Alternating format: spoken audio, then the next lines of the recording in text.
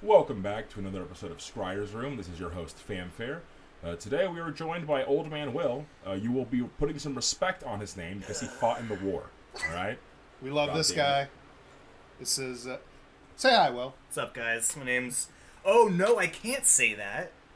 I was going to say my name is Will. I might as well just do it. No one's going to get this. No one's going to get this at all. We'll get it eventually. There's like this dumb ongoing joke where it doesn't even make sense. Where if somebody says, hi, my name is, it's just like, oh, you said your name was that. And it's like some dumb thing. I've been trying to get you to do it. The joke has gotten so fucking bad that when I was working in insurance... Literally, part of my opener was, hello, my name is Tony. And every time I would cringe for a second and be like, fucking old man. God damn it, I said my name is... Yeah. I remember I had that dream. I was working at Geico, and I had a dream. I literally had a dream that I picked up the phone, or had my headset on, and I did my opening, hi, my name is Will, and then hi, my name is Tony, and then Will was on the other end, like, hi, your name is Tony, and I was like, no! I think one of the first things when you first started streaming on Twitch, because you didn't know what my username was, I went on there and I was like, hey man, like, how's it going? Oh, this is a really good stream. What's your name? And you're like, my name's Tony. And I was like, got him. I got you. I forgot about that, you fucking idiot. I'm dumb. Oh, man. We're all some favor on the spectrum here. Not undiagnosed, but definitely certain. It's there. I have documented proof Audible thinks I'm autistic. Hell yeah. Audible? Yeah. Like have I not shown you that? I have So does everyone at that wedding. Wait, Audible as in like the books on tape? Yes, because... How does that give you an autism diagnosis? I took a picture of it. Okay. Oh, man. Probably the same way that Facebook diagnosed me as black. That's true. A black woman. That is. My older sister, in fact. Tragic. No, today's docket, we're going to talk about... Yes, we have an agenda now that we're going to be trying to get through in each episode and keep us on track a little bit better than our current ADHD methods. Sorry for interrupting, Tony. What is on the docket? Thank you for adding. So we are going to spend the majority of this episode talking about our buddy Sean, who is no longer with us. Tomorrow is actually his birthday, and so I felt we should honor his name by discussing, some of the stuff that we enjoy about him. We should have brought whiskey, but I forgot the wild turkey. I have a bottle of wild turkey that I keep in my room. It looks because like it looks like a nice shelf with all the glasses and stuff that I have. But realistically, the only time that I drink anything is I take a shot on the anniversary of his death, and like that's it. I have that down in my room still. I forgot it. Yeah, it happens, man. We can drink our sorrows afterwards. Yeah. No, Sean. I first met Sean in first grade. I'm a military brat, so we moved here from Germany. And after living in Germany, it was a big culture shock trying to adapt. So I was definitely a loner for a while, even in first grade. And I remember bonding over Sean over Legos. He brought in a Lego set. And I was like, but clearly this man is my new best friend. Yeah. So we bonded immediately. A man of culture. And I also met Kevin through Sean, because Sean knew Kevin and then introduced me to Kevin after his face got scraped off in a bike accident. So I met... Your face. What happened with that? I met Sean. My family moved to this neighborhood in 1998, so I was 5, I think. And Sean lived right down the street from us, and we became friends. And then in the second grade, I believe, so our neighborhood, it wasn't finished. The actual company that built the neighborhood went under. They stopped existing. Yeah. And so that means that they didn't finish what they were working on, which was including the roads. Because the roads were a full 2 inches, from level. So the manhole covers and stuff stuck 2 inches out of the ground. Yeah. Bro, every contractor that made a house up until recently in this neighborhood went fucking bankrupt because of how bad every fucking thing in this neighborhood was. Even the ones down there? Or? I think those are the ones that are finally successful. Yeah. Okay. Everything up to where Kevin's house is and a little farther back, all of them are defunct. Every single one, they made terrible houses. Sean's house flooded several times. Yeah. Damn. Yeah. Anyway, so as I literally was driving to go see Sean one day, and he wasn't home. He was at he was with his dad somewhere. And so I was like, all right, I'll just drive around on my bike around the neighborhood, go for a little fun ride. And going down, we have a steep hill on the side of our neighborhood, and I went around. I was about ready to go down, and then I hit that, and then there's a massive blank spot in my memory because I fell face first over the handlebars. I destroyed the helmet. I gave myself such a massive concussion that I have memory problems to this day. I broke my jaw in like 3 places. Jesus. So like my 2 front teeth are fake, and I had to have like a dental appliance in my mouth when I was like a teenager because it fucked up my skull. Yeah.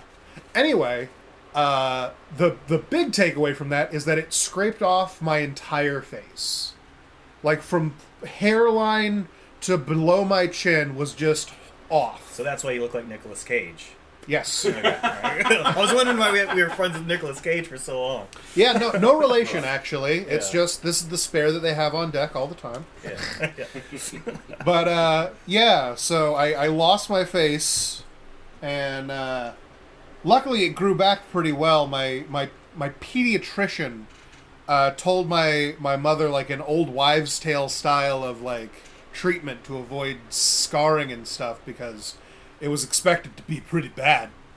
And it was literally just like, all right, put him in a bath that is like, I think it's one, like, for 9 parts water, it's 1 part vinegar. Mm-hmm. And so I just bathed in vinegar water, and now vinegar makes me, like, violently, like, ill, opposed. I can't deal with vinegar. The smell, the concept, ugh. So when I was very malicious, I still am malicious towards Kevin, but I've toned it down.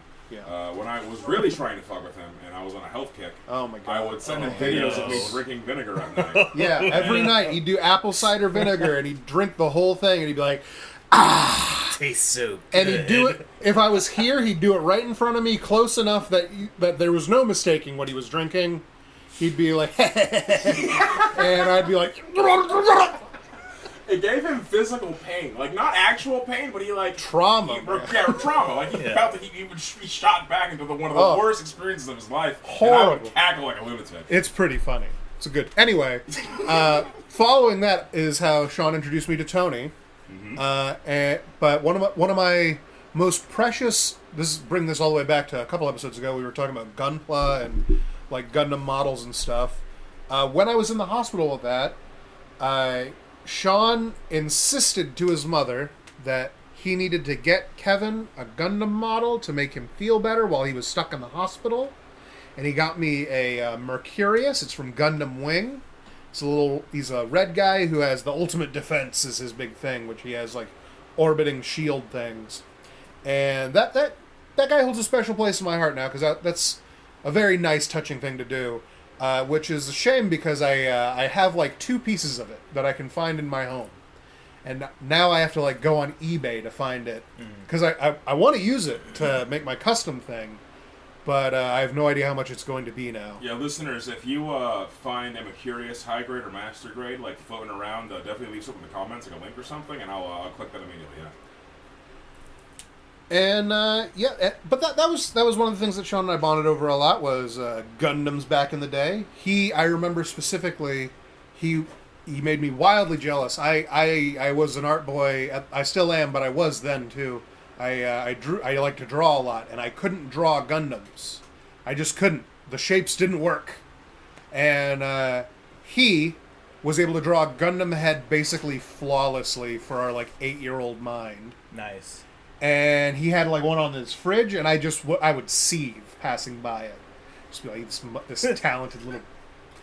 Yeah, dude, Sean was always very good at crafts and creative shit, man. Like he could like doodle like no one else. The dick book was. Oh my mostly God, him. Dude! Yeah, it was. I have the dick book here somewhere. I should have busted it out, man. But then I know what is it's a podcast. Yeah, Tony, audio medium.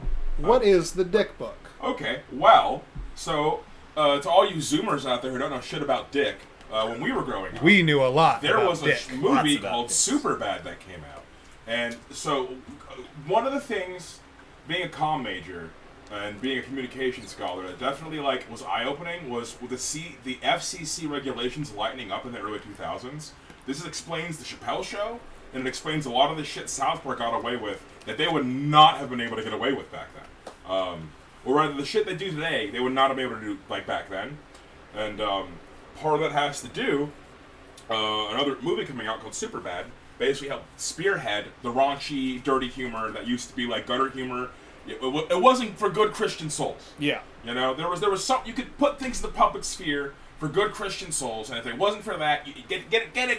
It's in the gutter. Put it somewhere else, behind doors. It would be considered like a screwball comedy that like only stoners go to see, not everybody. Well, I also think just sorry to interject. You're good. Oh, absolutely. Like I feel like the concept of high school movies, like back in the 90s, it was like mostly rom-com stuff, or like, oh, let's take the ugly girl and put glasses, take the glasses off her, now she's hot. Yeah. But then Superbad, I think, was like one of the first like edgy high school ones. Yeah, where high school was actually sort of like what high school was like. Exactly. Precisely. Yeah. It was a real slice of life, and it was real. And so we were coming into our age as young men, teenagers, when this movie came out, and so it was very formative for us. And one of the things they had was the Dick book. And it's super ironic because we had a Dick book before that movie came out. So going back to like... It spoke truth. It spoke truth. That movie is real. In the movie, Jonah Hill even says it. He's like, all right, look, I've never told you this, but as a child, I had a really rare like condition, like it only happens to a few kids, like where I just had this compulsion to draw dicks, and apparently that was not that rare. That was the LTP goons, man. That was us. Like, so yeah, we have a Dick book. Multiple artists have done their editions of Dicks. There was the Big Meaty Bastard. Yeah. Got a lot that's a good one. Got a lot of. That was our Mickey Mouse. Yeah, that was our Mickey Mouse, the Big Meaty Bastard. It was no less than 3 veins. Yeah. There was also, we had the Super Dick, that was just Superman but a dick.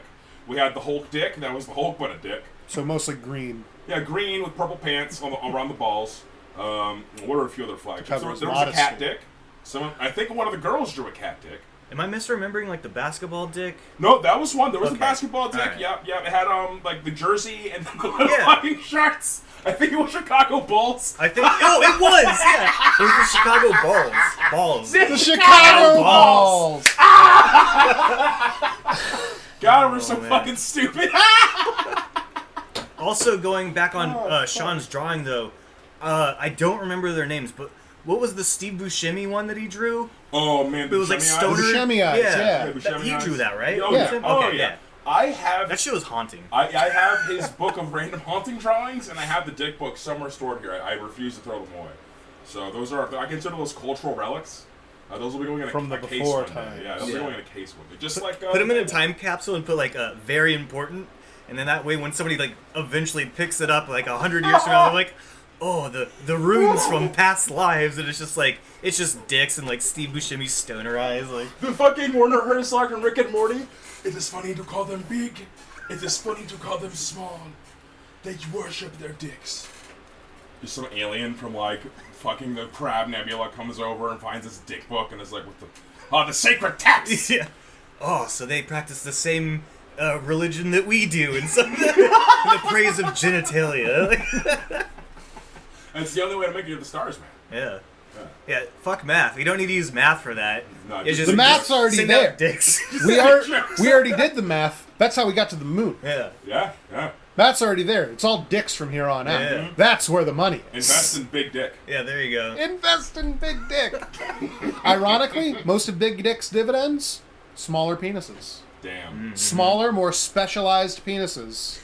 Wow. See, well, you gotta invest when it's low. And Yeah. When it's flaccid, that's when you gotta invest. Right. That way, when it gets erect, When and it then gets- it goes up. It gets pumped up and up and up and up, and then you're finally Then you're ready full. to Then you're full. cash out or blow your load. There you go. And there we are. Insider trading tips, guys. Now, just remember. Inside her trading. There you go. Yeah. That was a good one. All right, remember, fellas. All right. There is a universal truth that we have established many moons ago. All right. A diamond 2 there you is go. better than a spaghetti 10, but nothing beats the Stark 6.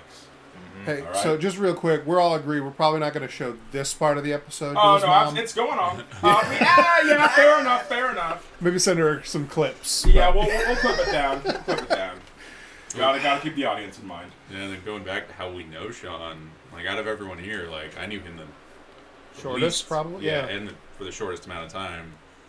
But importantly, like much like how Sean was the bridge between Kevin and Tony, that was how I got introduced to him. Was because I had my own friend group and then Sean was the bridge that merged our two friend Yeah, groups. he did. Yeah, he was. He became friends with Nico Yeah. at Uncle Julio's. Yep, that was it. And then he started coming over when they had Windsor House, where Rob, and everybody else lived. And that's how I met Rob. Yep. And then so that's how like our groups like just kind of merged. Which is also like a I crazy... drew Rob before I met him. Do you have the drawing still? I'm gonna find out this moment. It's a crazy concept too, because like the way our friend groups mesh so well, it's like, and we live relatively close to each other. It's like, how would we could have gone our whole lives not knowing that like we had like the same type of like humor and like interests and shit. Those things. Like I didn't hang out with Sean that much, but like every time I did, like it was great. Yeah, like, it was like I could talk. Still accurate. I had a conversation about like D&D for like 3 hours one time, just on like Nico's couch while he and Dom were playing like NBA something or other, and it was just me and him just deep talking D&D, like high as fuck, like in the corner. Hell yeah. Before I met Rob, this is he was described to me and I drew him. Oh my god! Yeah, send that to me so I can post it on Twitter. Has Rob seen this? Yeah. Okay. Yeah. I showed it to him when I met him because I was like, "You're just like the drawing." He has I've seen you in my dreams.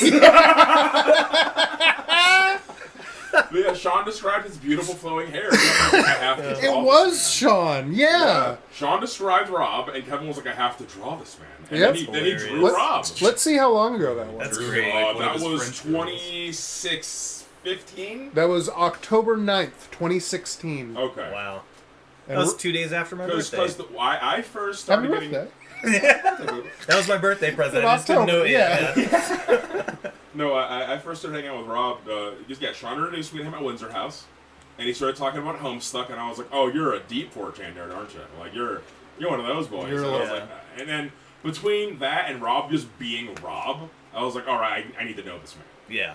And then that put him on my radar, and then Legion dropped, and I had a guild at the time, and I was like, I'm looking for boys, and then they saddled up, and we've been hanging out ever since.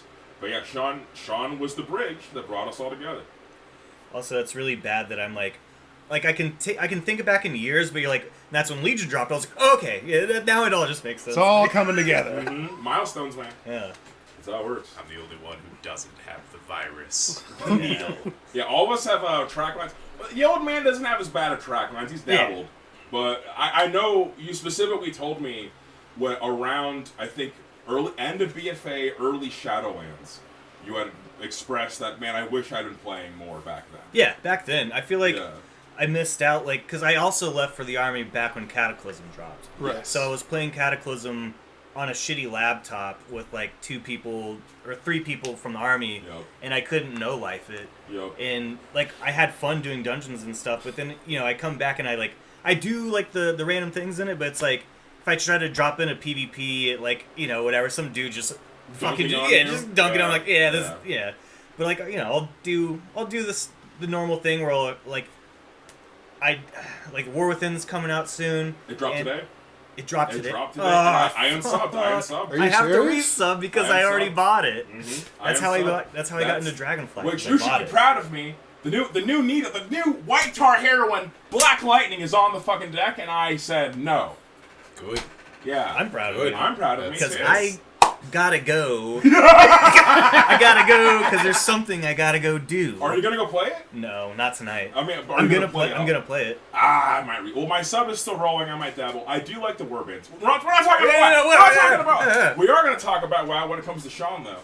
So his character, he was the eponymous Night Elf Hunter. Yep. And he had a dumb name, like Aranduru was one of the random generated ones. And then something happened. I think we switched servers or something. And then he changed his name, and he was trying to think of a good one. And he was like, Highborn. That's already going to be taken. So his name was Highborn for a while. And that's good. It's kind of cool, but he actually hated it. It was super ironic. Right. And then Sean became a man and stopped playing Elf Hunter. Yeah. And he made a Blood Death Knight. And his Blood Death Knight was an orc, and his name was Kid. Yep. I don't know how he got that name, but he had the name Kid. And that had so many memes attached to it. And I think the magnum opus was he wanted to do a raid with me, because I've been no-lifing WoW for a hot minute. So this was around MOP. He had just got back into the game. We were PvPing together. It was fun. And he was trying to get into a raid. And it was one of those things where, PvP gear with resilience is bad look in raids. Not a good look. So he had all like the milestones and benchmarks to be able to tank, but the raid leader just wasn't having it because he was a PvP loser. And I distinctly remember them saying, "I'm sorry, kid," and then just kicking him. And we were both so good. We were both cackling like, Sorry, "That's kid. so good, Sorry, man. kid. Sorry, kid. You didn't make the cut." Like, So oh man. I remember going over to Sean's dad's house most of the time. I always go over there more than I think I've only really. We love you, been over- Dana. Yeah, I love Dana. Gone over to his mom's, to Kelly's, only a handful of times. But every time that I go We'll over there, probably show all of us, he'd be playing WoW pretty much every time, and we'd hang out and do other stuff. But talking about characters that he had made, Do crimes and drugs. there's one that stands out to me that is a very short-lived one. Oh man. What is this going? The female yeah. orc. Oh, yeah. What was this? Yeah. Can I even say that? Yeah. Yeah, Bleeding Puss G. Yes, sir. And apparently all he really did, he only had it for like maybe a day, was he made his character, and he ran to Orgrimmar just spamming, yelling, "My puss is bleeding, my puss is bleeding." And My that, vagina is belching blood. yeah, yeah. And that is the story of Bleeding Puss G. What a fucking idiot. Yeah. What a fucking moron. So dumb. Yeah. Oh man, yes. Yeah. Our dear friend Sean. I think it was a rogue. Not that that's important information, but Snowfall's important. That way you can jump off the building and not die. yeah. No, it was a mage because was he it? used Snowfall, so Okay. he could get on. He could just run off the thing, and then he'd spam a macro as he's falling. So it would get everybody. So it would get everybody in Arkham. Very They nice. all had to hear it. That's smart. And this is before we had, civilized things like chat censors and spam filters. Yeah. When MMOs were in fact a lawless wasteland by design. I gotta say, in terms of like World of Warcraft things that like the best change, this is very like people. I'm gonna get hate for it. Dragon flying.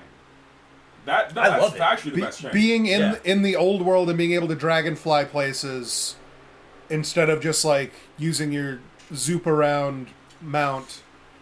What a game changer! So Guild I Wars- literally maxed out archaeology solely off the strength of like, oh, I can get there like instantly.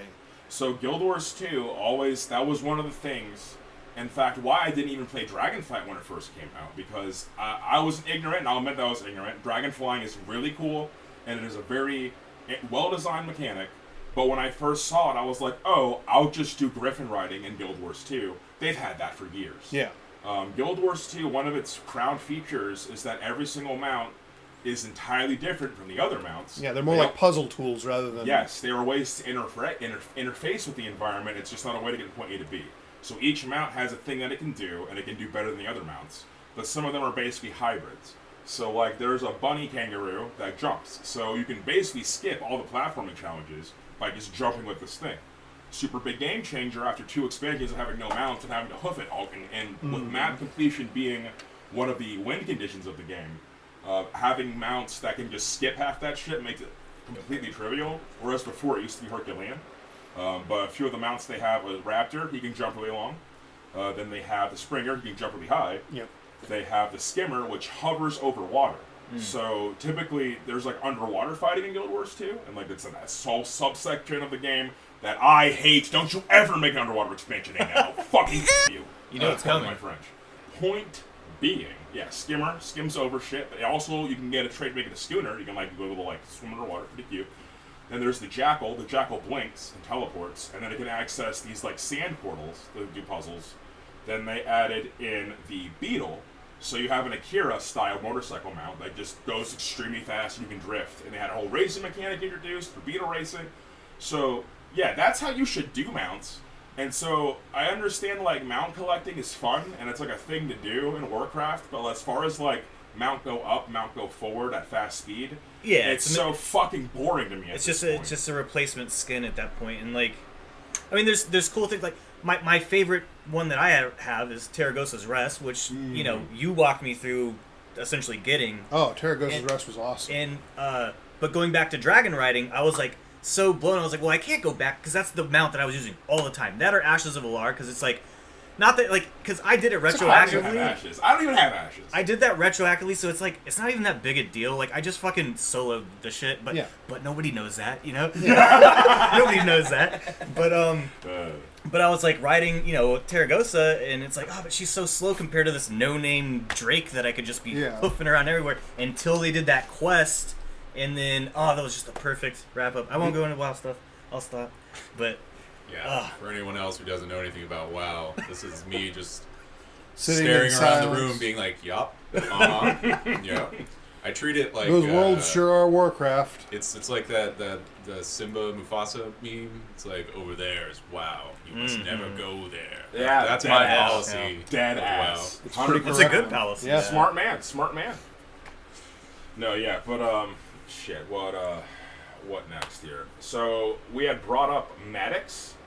Oh yeah. So I listened to your guys' episode with Rob, and he just briefly mentioned it, and I was surprised to find out that neither of you knew anything about it. Yep. I'm ignorant. And this is one of those things I just randomly happened to know about because I watched essentially the lore video of Maddox by some other guy, and I just wanted to read a thing written by him because Maddox is like a weird. Apparently, he's like kind of a piece of shit. Like, he's like a weird guy. Like, he got famous he wrote a book called the like ABCs of like manhood or some shit. Oh, I know this guy And actually. it's like Yeah. A is for assholes, B is for boners, and shit like that. He's a terrible. Like it's some of the most man show unfunny shit. Spike TV And then, presents. He had like a podcast with like some other guy called like the best podcast in the universe. Because his like blog page is the best page in the universe. Yeah. But he had like glimmer moments where he was like genuinely hilarious, like Like Sam Hyde. Like Sam Hyde, kinda. It was just like every now and then he would write a thing and it would like be actually really really funny. Okay. And then the thing the guy in the video decided to read, he said like it was his favorite thing that Maddox ever read, and then like I actually found it to be absolutely hilarious. Like it had me in stitches, so I wanted to read it. Kevin, this is going to feel like a personal attack. Hit me with it. Oh, baby. Because I'm ready. it's titled, "Anyone Who Doesn't Like Onions is an Idiot." Right here, baby. Fuck. You don't like onions? Nope. Can't stand them, bro. They're so good. Dude, there's so many cuisine choices that Kevin has that strained our friendship. It actually Don't bring up trail mix. Yeah. Don't bring up trail mix. I'll lose my mind. Yeah. It's a whole fucking thing. I'll bring that up at D&D. I just wanted to read it, and I hope you guys find it as funny as I did. Hit me with it. But also apologize up top if anyone takes exception to anything he says in this. It's alright, he's some random internet dirtbag. It's not you. Yeah, and he hasn't been relevant for like 20 years or something at this point. Yeah, Like, the best page in the universe was like an E-Bombs World type yeah, thing. it's super, like, wow. he's from the before The times. proto-internet, gotcha. Once you said that, like, oh yeah, the ABC, that's the that all clicked immediately with The Cascade, I love that. Yeah. So this is titled, "Anyone Who Doesn't Like Onions is an Idiot." Every time someone utters the phrase, "I don't like onions," my face crumples up with hatred that bubbles up from my pores and escapes through my cracked skin. If there was a service that specialized in punching a massive number of people, I would single-handedly keep them in business by paying for every last anti-onionite to get socked in the eyes. Anti-onion, man. I like onions because I'm an adult. You may think you don't like onions, but unless you have the taste perception of a dog, you're full of shit. That's because everything worth eating has onions in it. Don't believe me? Here's a list of foods that onion haters like, despite the fact that they contain onions. Pizza.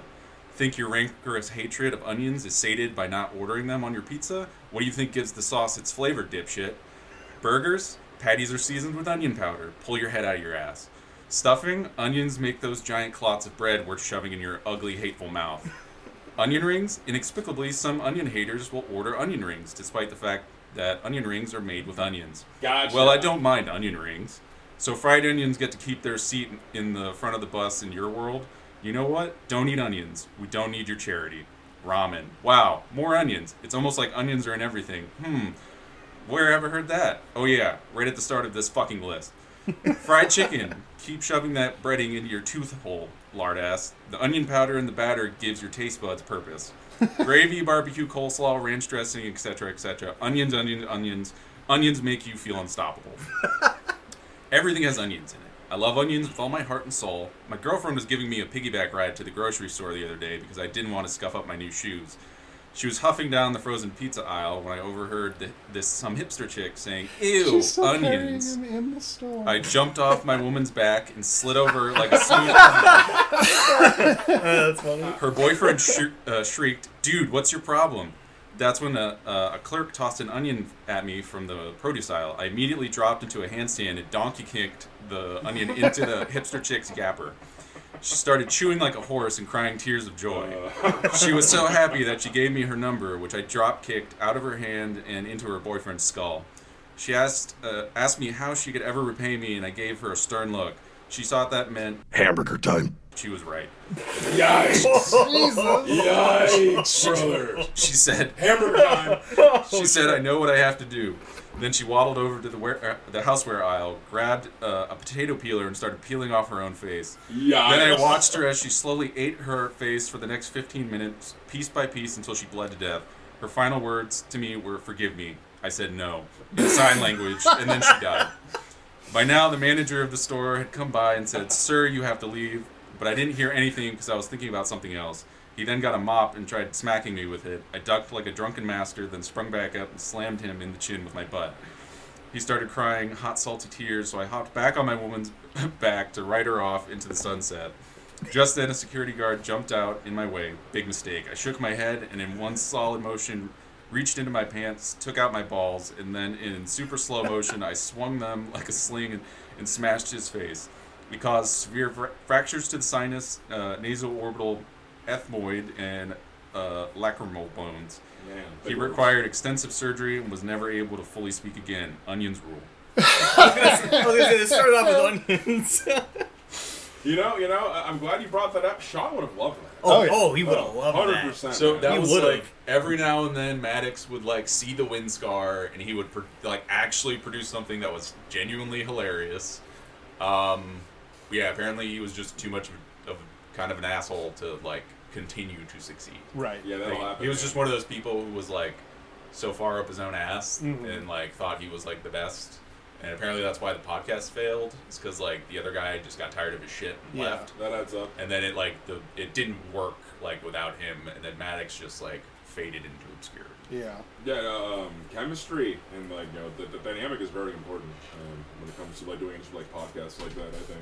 So I am the onion hater in the room.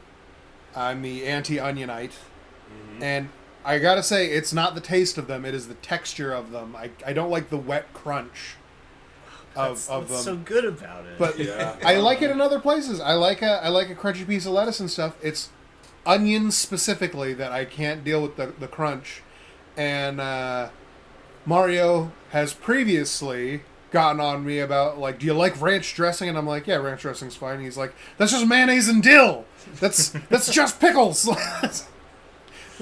I don't know. I mean, it's, like... Because I also don't like pickles. That was where Un-American, Yeah. uncommitted, Like- unintelligent. Like, I don't Yeah, understand not liking those things, but on the other hand, like, I can't stand seafood. So I'm sure people who love seafood can't understand why I we couldn't literally- possibly like that. We literally have It's like- a figure of speech in America called "it tastes fishy," so it's okay to not like seafood. It's socially acceptable to not like Oh, seafood. shit. It's just, I don't know, but I just think it's all seafood I don't enjoy, which people find particularly weird because my father is from Sicily, Yeah. Yeah, an that's island Yeah. like famous for its seafood, and it's just like, nope, not for me. I'll eat the pasta, thank you. There's a phrase I just found out is racist. Oh man.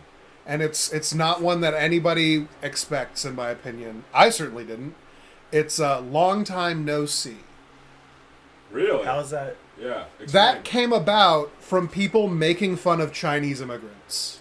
Really? Oh, because the way Think they're about it saying in like a horribly offensive Chinese accent in your head. That was a bit people were doing in like the 30s to each other and being like, Oh my god. Oh man. Oh man. and now it's just fully part of the lexicon where like it's to the point where everyone in this room was like, how the fuck is that racist? You know another one? It's been a long time since I've been seeing him. You want to know another one that's really funny? Huh. Peanut Gallery. Peanut The Gallery. Peanut Gallery. I haven't heard of either of Okay, these. so or Peanut Gallery. Oh, I don't want to Yeah. hear from the Peanut Gallery. Well, that was the place where you went to. Like that was the seating arrangement when you didn't have any goddamn money. So typically only black folk are in the peanut gallery. I don't want to hear from the black folk. That's what that means. Damn. And the funniest part about this is Rob and I learned this on the same day. And this is when we were raiding in Legion, and he was like one of my inner circle. And we were having a fucking officer meeting. And I was being very professional back then. I'm a communication major. I was learning like how to communicate effectively, and I was putting that into my guild. And people were very impressed with me for a while. And then Rob is like, he starts talking and he says something, but yeah, you know, we're always gonna get some feedback from the peanut gallery. And he like leans super close to his mic and says it. I lost it. I had to mute my mic. So, I was cackling for like probably 2 minutes. And like my guild was like, is Famfare okay? Did something happen? Did they see what's going on a break? And I'm just like, peanut, like just losing my fucking mind. I felt my stomach sink because as soon as he said that the peanut gallery is a racist thing, I was like, George Washington Carver, right? Oh man. It's about black people and peanuts. Oh man. No. That's immediately where I went. I was like, of course there was backlash to him. He was a genius. Yeah. Poor guy got a tough rap, man. Yeah. He made so much crazy shit out of peanuts. Oh yeah. Like glue.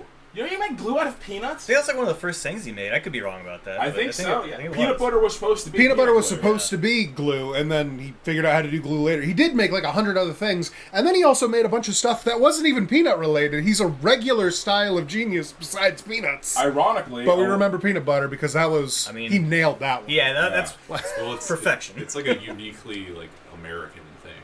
Like, yeah. If you go to like in Europe, like most people just don't like peanut butter or don't even know what it is, or in like South America, basically anywhere else, like we consider peanut butter to just be completely normal. Yeah, like, that's ubiquitous. It's a staple. Like that was part of the government food, man. I mean, it's literally in Stranger Things that takes place in like the 80s. There's the guy who smuggles in peanut butter is their like ticket into Russia because they don't have fucking peanut butter. What are you talking about? I also find it funny how George Washington Carver, genius as a man, made a bunch of beautiful things out of peanuts that slaughtered a bunch of our countrymen because of peanut allergies. Yeah. True. Like, that's just how it goes, man. Not his fault, but... You want to try this? It's perfect. Okay. The butcher of the legumes. There's got to be sacrifices for the rest of us to have something so delicious. Yeah, nothing ventured, nothing gained. Exactly.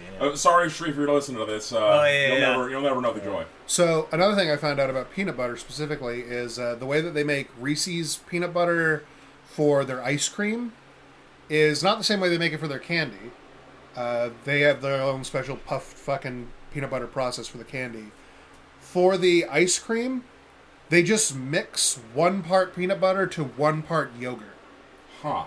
And then it freezes to have the consistency of their Reese's cup peanut butter. Huh. I can see it. And mixology's crazy, man. It was delicious. I tried it. This is a couple of years ago now, but I remember it. That's how it works. So this is like finding a rare element that tastes like your birthday.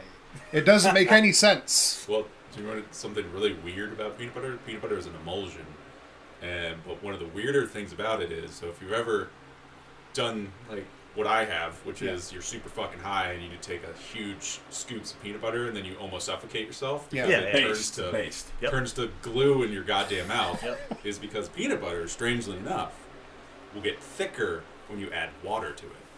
Really? So when it hits your mouth, that's why it's the oil in there that actually you need to mix back in. If you want it to be thinner, you add more oil. And then that's why it pairs so well with milk, because the fat in the milk loosen it up. No kidding. Okay. All right. So previously, I almost killed Rob because he was talking about how he could just eat peanut butter by the spoonful, but if he didn't have like milk, he'd eat it till he started choking. And I almost killed him because I was like, man, that's like a problem that a dog has.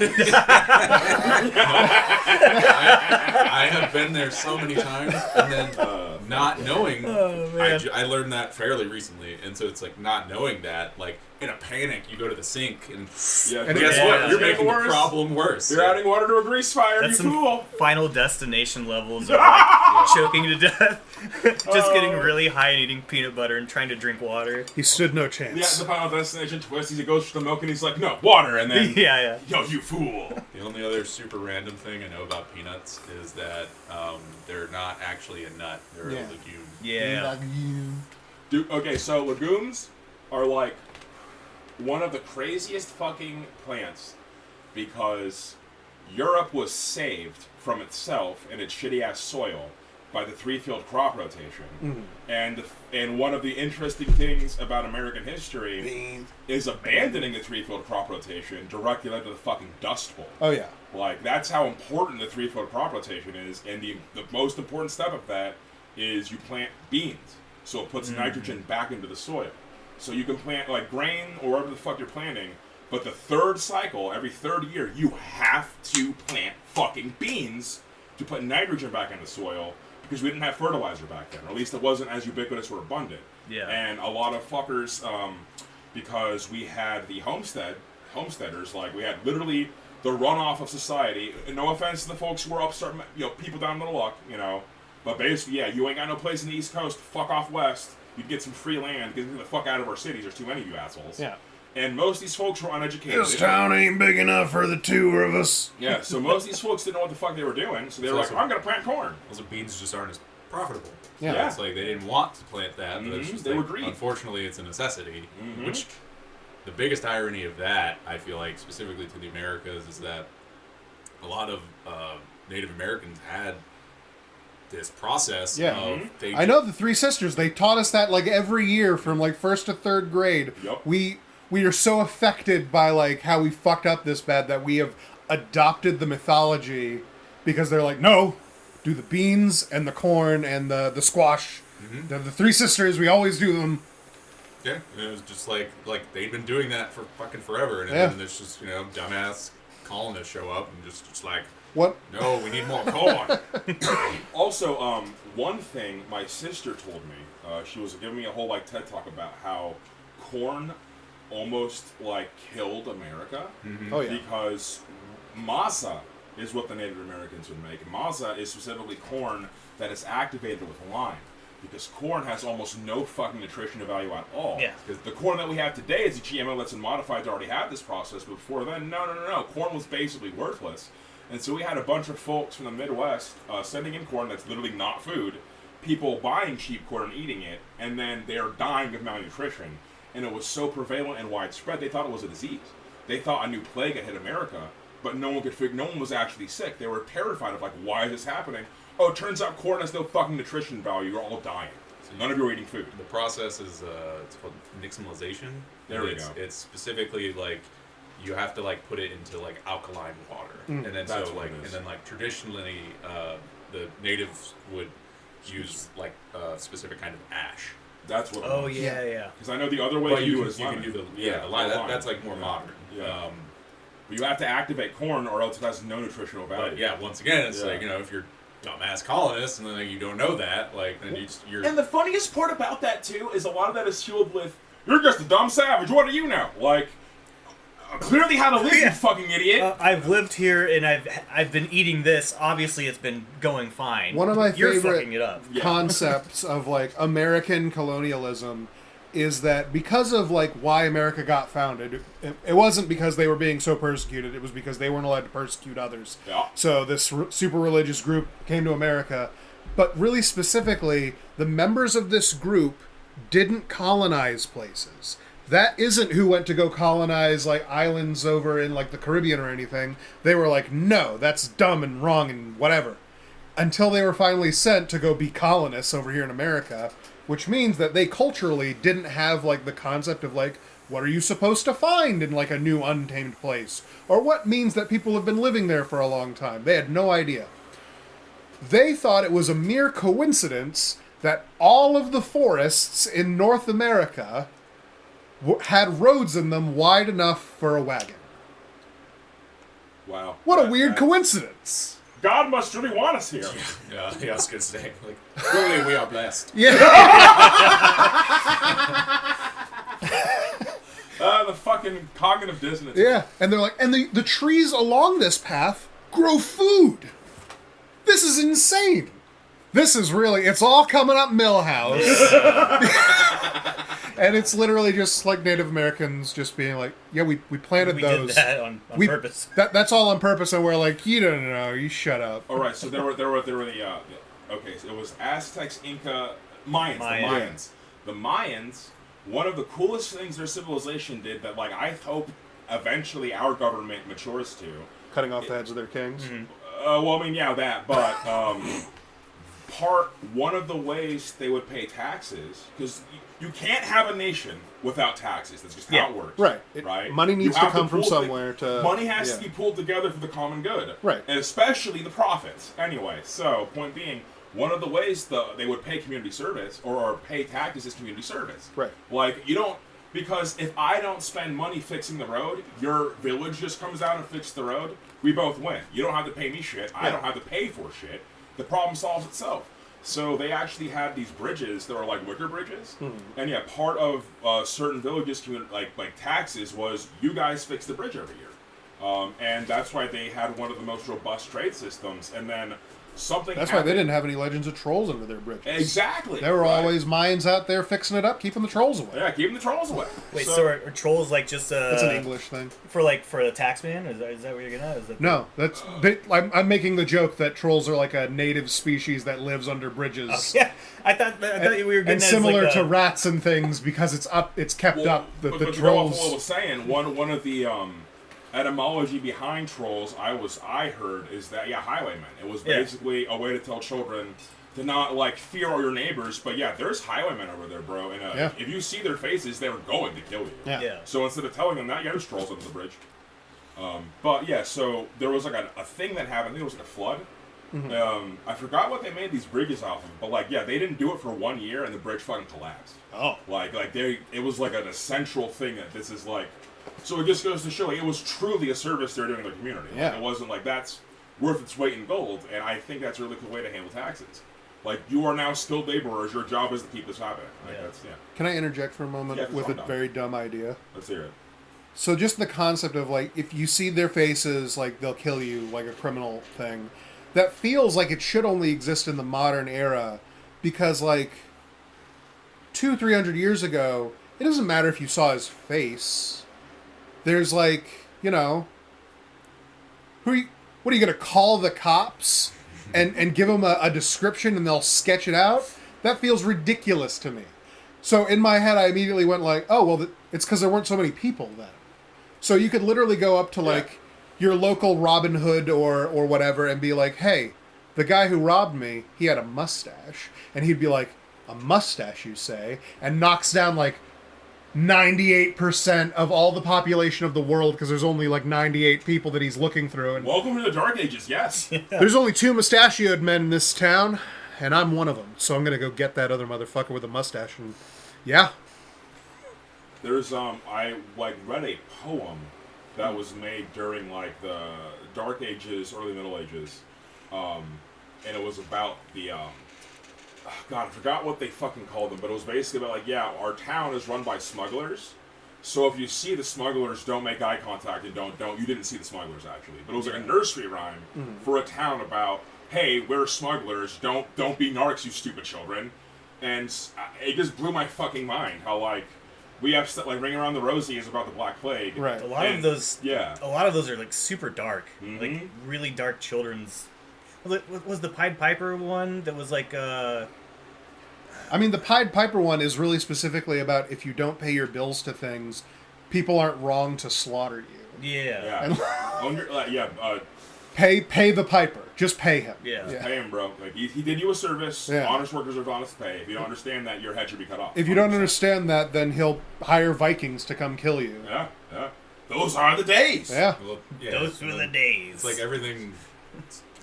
Specifically regarding what you teach to children is just mostly just cautionary tales. Yeah. Don't go near the water, really, because you'll fucking slip and drown because you're a dumb kid. But it's no, don't go near the water. There's a magpie in there. We'll get you. This is going to be a little creepy crawler, and he's going to get you. One thing about this that I found was fascinating was ancient Greek mythos, and culturally, if you explored their folklore and their mythos, they hated nature. Not in the sense that they thought we should burn it all down, but the wilds were the place of the other, and a lot of things, the Celts had the Fae, and they had a profound connection with nature. The Greeks, to them, the Fae was completely the other.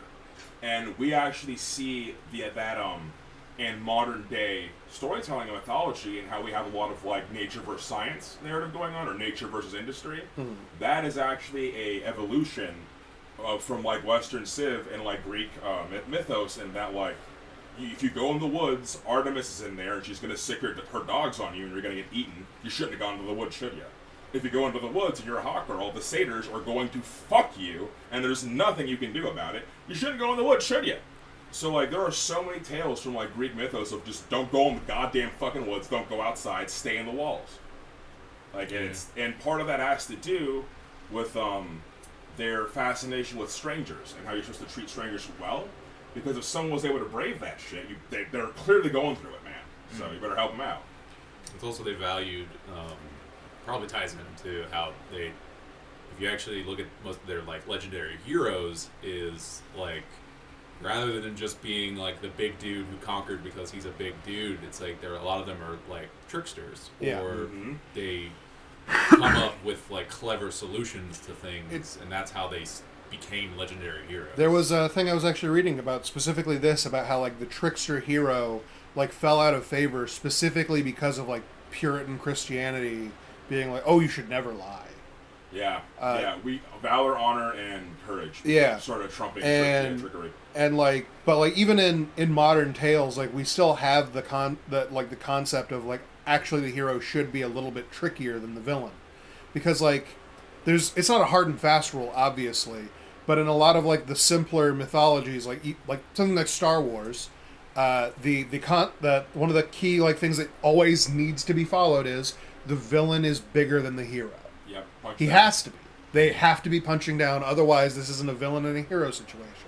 Well, how does a hero overcome like a much larger foe? Well, one of the keys is always like they're more virtuous in a way that the story wishes to present as the correct answer. That's one of the easier mythology writing methods. But almost universally, it's he uses his wit and his guile to get around a superior foe. And that is so baked into the culture that even like the puritanical, like, oh, you shouldn't lie, is still overwhelmed by like, well, yeah, but what if he's like a big guy who's kind of a dick? Then I can be tricksy, right? Mm-hmm. And we're like, oh yeah, definitely. If it's for the greater good, you can be a tricksy little fellow. Raw power is typically a weapon of oppression. Yeah. And so anything that can overcome weapons of oppression is considered a weapon of liberty, which is wit. Yeah. Probably not related at all, but that's kind our of favorite kind. When you're talking about like big guys and stuff, it just for some reason this is reminding me of like Vinland Saga a little bit. Specific. Have you watched season 2 yet? Or have you read it? I'm almost done with it. I think I finished it because they're at war with Knut now. Yeah. Yeah. There's a scene. I don't know if you want me to spoil it. Yeah, no. This show is about spoilers. But we don't believe. Oh yeah. Spoilers, because I'm caught up on the manga. It's in a very interesting spot. Let me interject. Old Man Will's kind of a big deal. His Instagram had like 30,000 dudes on it. You should follow it. It's a horror Instagram. Well, I have two of them. I don't really use them that much anymore. One of them was for horror manga only, and then the other one, huh? Do you want to plug it? Not really. I mean, I can. Right. It's hard to like it's hard to spell and shit. But the other one is just for stuff that I read. And I mean, conceptually plugging the thing. If you make mention of it, and then we put a link in the description. Yeah, if you're interested in seeing it, viewers or listeners, you're not looking at shit.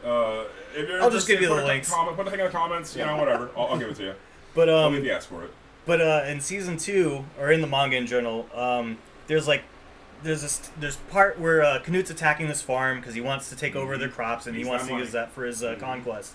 And his whole idea is that he can bring peace to the world eventually through might. So he has to get all the Vikings together, and like people are dumb and they fight over trivial shit, and it's stupid. There's no reason for any of this, but he has the vision because so he's going to band everybody together so he can make a peace rule. But Thorfinn doesn't want to go about it through violence. He wants to go through a pacifist means. Yeah, the true warrior. And so he needs to talk to Canute, but no one's going to let him go talk to him, and they don't believe that he was in his service.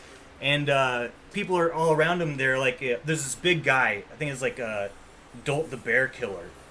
And, he's get out of here before I'm going to beat you and stuff. And all these people start talking. They're like, I bet he could take 5 hits before he gets knocked out, or 10 hits until he gets killed. That scene, yeah. Yeah, and he's like, well, I'll bet on myself, because he doesn't want to go about this through violence anymore. And his bet is that if I can take 100 punches, you let me talk to Canute. And so he's, fast forward, he's getting his shit pushed in, he's getting just beat up, he's taking 100 punches. And at the end, he takes the 100th punch, and the guy's so tired because he's thrown 100 punches. Yeah. And he falls down, and Thorfinn's still standing. And one of the guys is like, all right, we'll let you have an audience with him. You're truly a warrior, but why didn't you just fight back? It would have proven that you were in his service. And he goes, what are you talking about? I can't fight you. We just met today. I'm suing for peace. What doesn't make any sense for me to meet you with violence? We don't know anything about you. Yeah. He's like, I can't come to peace talks with violence. That doesn't make any sense.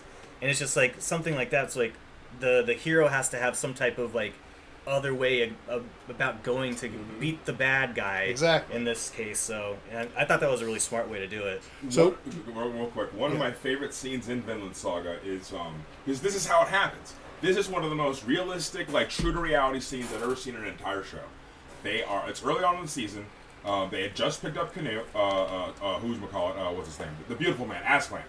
Askeladd had just picked up Canute. They captured him, and it's him and his monk. And the monk is just giving a sermon, talking about beer, and then he's talking about love and what love actually is. And the two brothers come up and they explain, like, well, you gotta love my brother. And he's like, no, you're discrimination. That's not love. It was Canute's father, his surrogate father. He said, what was the feelings that he gave to you? And he goes, well, that was love. He goes, no, that was discrimination. Because he loved you so much that he would, like, lie to other people. He let a whole village get killed because, in order for them to progress, like, so Askeladd could steal all their supplies and make sure that his men lived, and he sat by and, he idly sat by and watched them all get slaughtered because he discriminated, for Canute. Which was like damn, like, I never thought about it that way before. Exactly. Even though it was motivated by love, that wasn't an act of love. That was an act of discrimination. Exactly. Yeah. And so he keeps talking, and the brothers are like, okay, what the fuck do you know? You're a dumb Christian, right? And all the men laugh, except one. And he says, I want to hear more.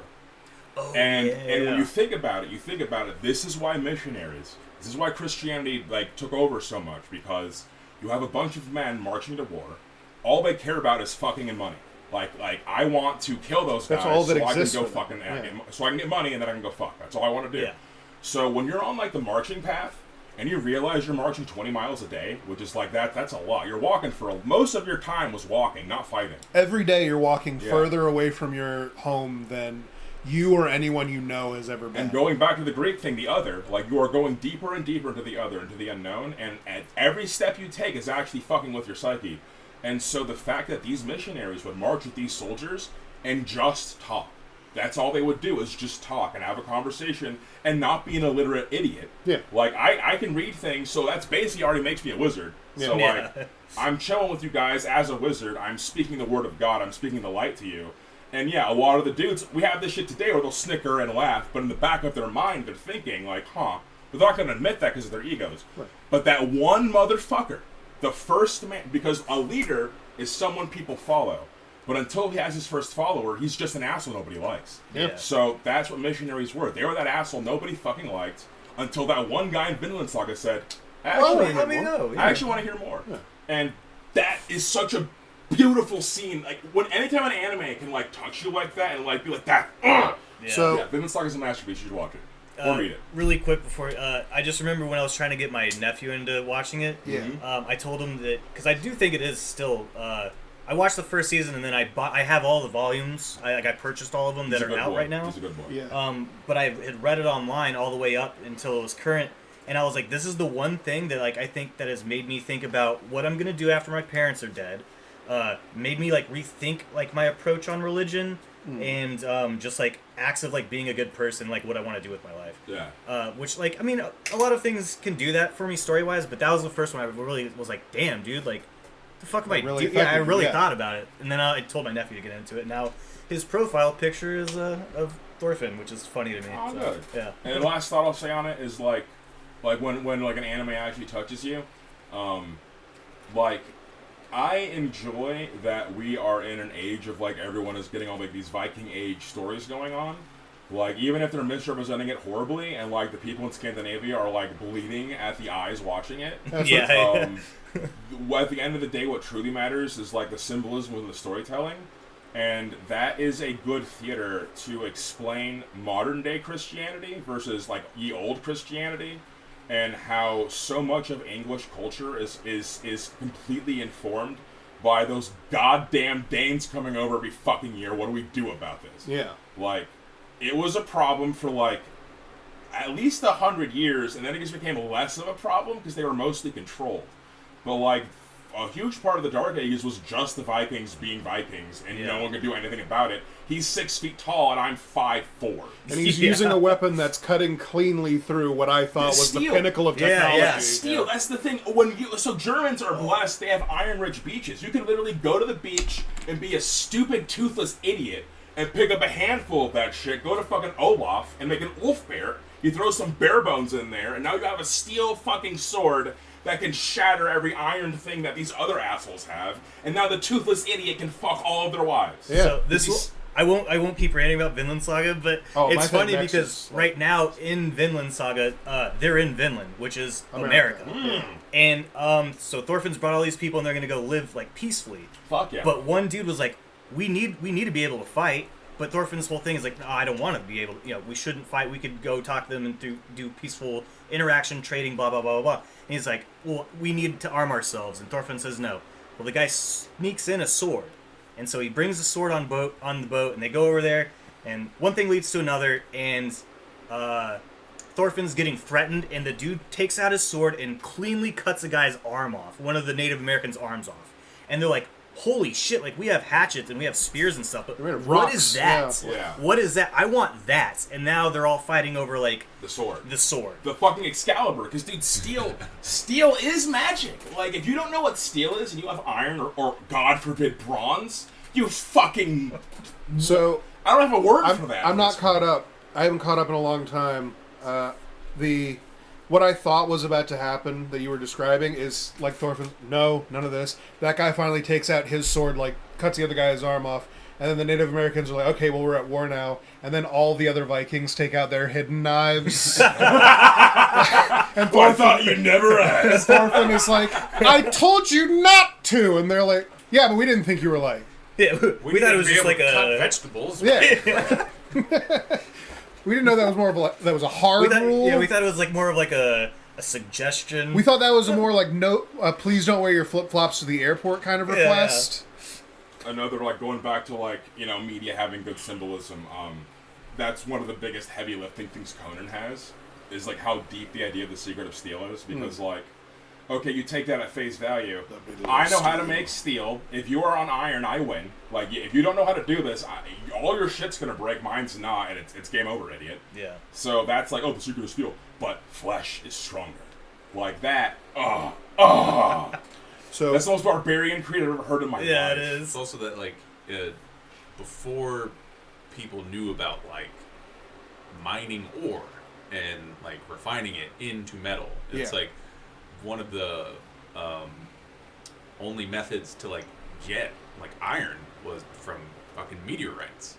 It was like it's sky metal, right? Like, it was just like this is something sent from like the gods, like, and so it was just extremely rare until like that process became like normalized, and then until everyone could have a steel sword, it was like one guy who just had this like this god weapon. Yeah. It's basically Excalibur, man. Yeah. Like, you have the god-slaying sword because it's steel and not... Like, God forbid you're still on bronze. Oh, man, you're still on bronze? Oh, bro. You can't even parry. Man. Like, a single English knight in full plate could destroy an entire Roman legion of bronze. Yeah. That's like trying to stop... Well, he'd get tired at a certain point, but they'd be fleeing at that point. Trying to stop a hot knife with a stick of butter. It's just not happening, man. Like, the, fuck, what was I going to say? I had a point. I lost it. Well, my point, bringing all this together, was a thing that I've taken now from Rob, and a thing that I always like to see is there should only be the good part. You know how, like in most things, there's like, that part's that's not a good part, but we had to get through it. It should all be good part. If you can't figure out how to make that part good, you're not ready to make it yet. It's not done. if it's not at least a pillar that's leading to something and piques your interest, like, okay, where's this going? All right. Like, if you're not thinking that, then every part you should be able to point to and be like, oh, that's good because of this, not just we needed to get through that. And in terms of like storytelling, this leads to a lot of if all of it needs to be the good part, then I can't go by the most obvious approach. And I'll harp forever on Pirates of the Caribbean being like the paragon of like it should all be the good part. And because every time that they do anything, they pick a more interesting method than like what is serviceable. They could have had Jack Sparrow and Will Turner fight, and then later Will breaks him out of prison just by stealing the key.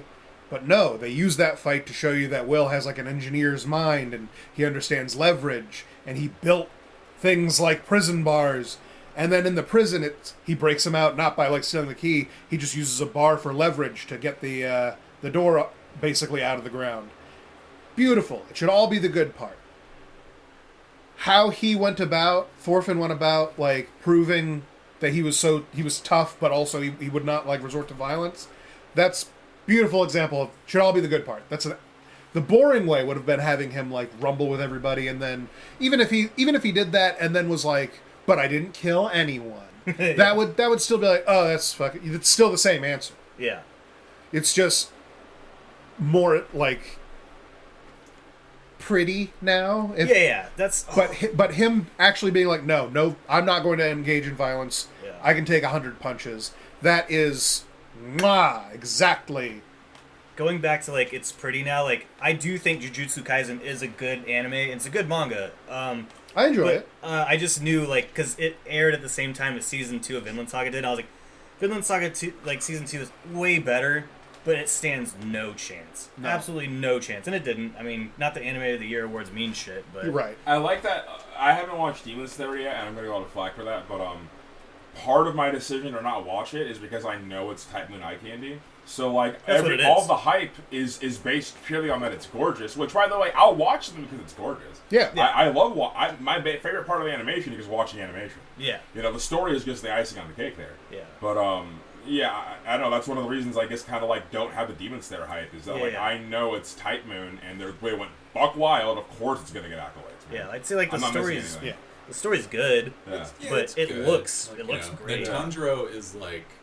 the archetypical shonen. I would say so in terms of like what Demon Slayer is, it isn't making the interesting choice so many times. It only does it a couple times. It's shonen. It's just shonen. Yeah. It's everything is exactly serviceable, but they made it very pretty. And like, by the way, that does mean that it ekes on good, because if everything's exactly serviceable, that means it's mediocre, which is the middle. And then if you make a couple interesting choices and make it pretty, that does make it close to good. And you know, it's interesting we're on this topic because on Mondays I work on my novel, and I'm on chapter 15 right now, and I am currently struggling with every part should be the good part because I feel like I'm biased and I'm trying to leave a breadcrumb. I'm building to something. Yeah. I intend to have 6 books. Like that's where we're currently. Like I have planned that far ahead.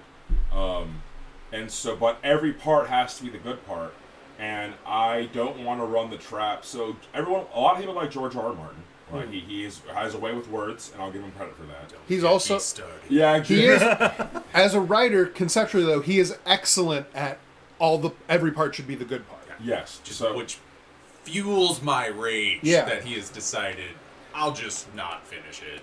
Yes. One of the greatest stories ever told, and I'm just gonna leave it undone. But one of the actual criticisms I have of him, based on I haven't read all the books yet, but I've talked to people who have read the books just to hear what they have to say. He kills off characters too quickly without fulfilling the plot lines, and then leaves himself holes. Yeah. I don't want to do that. Like, it's also fun fact, listeners. The novel is a prequel for the D&D campaign I hosted for these guys. Yes. So literally, all of their characters' backstories are folded into my book. Boars are back in town. Boars are back in town. One of the bad guys in my book is Will's character's ancestor when they were full like demon worshipping monsters. So like. It's been fun to write that, but and then later, briefly, Mario's character is one of the heroes, depending on your perspective. Yeah, it's going to be fun riding him for sure. Also, to go back on a previous episode of the podcast that you were talking about, I have to say, even though you said on there, like, I hate hearing it, that everybody says it's like one of their favorite campaigns. I gotta say it again, still one of my favorite campaigns. Yeah. I love my character so much. He's so cool. It's not that I hate hearing it. It just it's scary to hear because it's I like, get it. It's like it puts shit. Like expectations on you. Yeah, I get it. Yeah, but no, I do. I need to finish my Founder so I can start DM. I do want to be a professional DM. That's like, but I need to have all my assets so I don't get yelled at for stealing artwork because I'm not gonna have boring artwork. Like. All right, so but yeah, so going back to what I was getting at is I'm writing so right now I'm writing a scene where basically like the hero is traveling with their like party to another location, and so like I want to describe the scene of them traveling, but like every part has to be the good part. Yeah. And part of the creative process, so I think Mario went on. Maybe we might have discussed the difference between like architects and gardeners. Mm-hmm. Yeah, we did this. I don't think we did this on the podcast. On here, so quick explanation. You want to go over the two? So we got about 10 minutes. Yeah, it's like this is specific. Like specifically, that's like George R. R. Martin. He describes them that way, where it's like you're either an architect, where you make a outline, like you stick to it, and then you hit all those points, and then a gardener is someone who just lets it flow organically, and then they just start with a blank page, and where's the story gonna go? Let's find out. So I do milestones is what I call it. So like I do the architect thing where it's like X, Y, and Z have to happen for any of this to make sense. Because this thing can't happen unless this thing already happened. So unless I address this now. 100,000 words from now, it won't make my story won't make sense anymore. So like that's how I'm building everything, right? But how I get between nodes, I have no fucking idea what I'm doing until I do it. And so, but I do have in mind Kevin's advice. Every part has to be the good part. There should not be a single chapter you're reading where you're like, I wish I was reading about the other character now. Yeah. Mm-hmm. Like that's always going to happen. You're always going to have your favorite characters. Like my favorite character writing has been Lavender. Right. But, I don't want anyone to think I don't want to read about this character, this is boring. Exactly. So, but traveling from point A to point B can be pretty boring. So I decided, you know what, I'm going to introduce a creature that I myself haven't fleshed out in my setting yet. And in the process of doing so, I now fleshed out a creature that has now added to my setting. Nice. And it's just, it's fun and good advice. To like every part has to be the good part. Yeah. It forces you to make everything interesting and think outside the box. Yeah. Another good like thing that embodies this. Certain sitcoms like Seinfeld and Always Sunny, when they break off into the different characters paired up together, if your characters like just pairing up is like that's enough to the content springs forth from that. That is such a good indicator of this is also a good part. Yeah, anytime you can have, and that's something I feel like I'm doing pretty well, is having robust enough characters that every time two characters are in conflict with each other, they have entirely different conversations. Yeah. No one character ever talks to any other character the same way, with the exception of Lily, because she's supposed to be a stick-in-the-mud paladin and a Mary Sue. That's the point of paladins. But even her specifically, like, she always like seems to be like always talking with the same level of deference, or like she speaks to everybody as if they're the same. That's because that's a core aspect of it. Yeah, it's a virtue. She's doing virtuous behavior. Like I treat everyone fairly and equally. Yeah, but which makes it all the more clear when she doesn't follow that rule. Like, this is actually very important and more telling of how she truly feels. Yeah, and I took a thing from Mario. Oh, fuck, I already forgot this. I spoke too much weed. Oh my god, what did I steal from you? What were we talking about just now? What were we talking about just now? Core integral part. Core integral part of her character is treating everybody the same. Mood. Switching how you talk to people. I was struggling with dialogue. When I first started the Goblin War, I had not written anything in a very long time. Mm-hmm. And you told me my dialogue was flat. And I was like, the truth hurts. Yeah. It is what it is. But yeah, and specifically, you gave me positive feedback because I made Holly completely rude to everyone else.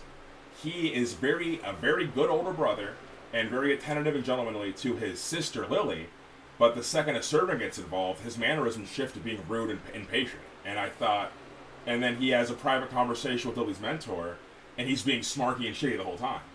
And that really added to that scene, really added to his character, and instead of just being a stick in the mud, oh, I'm the good mayor, older brother, haha. No, that's the face he puts on for his beloved little sister. Like, but he's actually a shrewd asshole of a man, because that's what it takes to be mayor, doesn't it?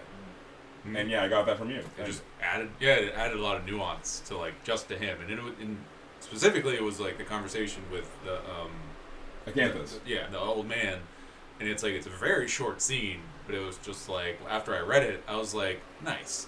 That was the crispest dialogue he's gotten so far. I was like, nice. I really enjoyed that. Like that was, and it's such a tiny scene too, but I was just like, yes. Like it's like not even 500 words. Yeah. It's like the sun rises, Acanthus walks in, Holly is pissed off about being the mayor, and he's just talking about his family. And a lot of foreshadowing. It was, yeah. I'm very proud of myself for that part, but that was inspired by your advice, so thank you for that. No problem, man. All right, we are going to wrap up this episode. Thank you for listening. We will have our next episode recording, and we'll be featuring Will as well. I would like to give a shout out to our sponsor, Dubby. They are a sugar-free energy drink. They're stationed in California. You should support them. You can find a link in the description on the YouTube videos. And you can use promo code Famfare for 10% off your order. I'd also like to give a shout out to Miss Kelly, Sean's mother. We love you dearly. Sean is always with us, and you're always in our hearts. I consider her to be a second mother, and I consider myself to be a better man for it. Thank you for listening, and have a good night.